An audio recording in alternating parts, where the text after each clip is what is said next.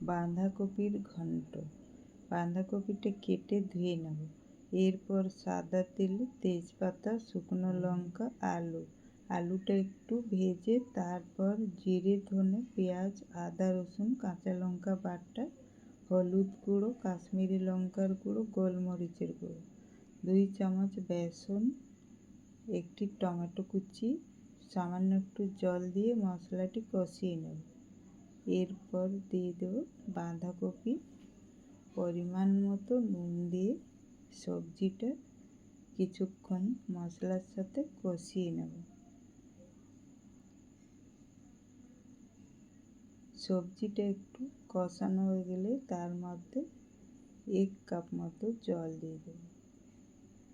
জল দিয়ে ঢাকা দিয়ে সবজিটা সিদ্ধ হওয়া পর্যন্ত রান্না করব।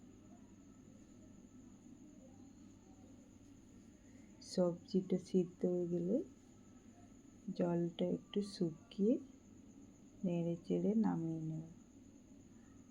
তাহলে সবথেকে ইজি টেস্টি বাঁধাকপির ঘন্ট রেডি।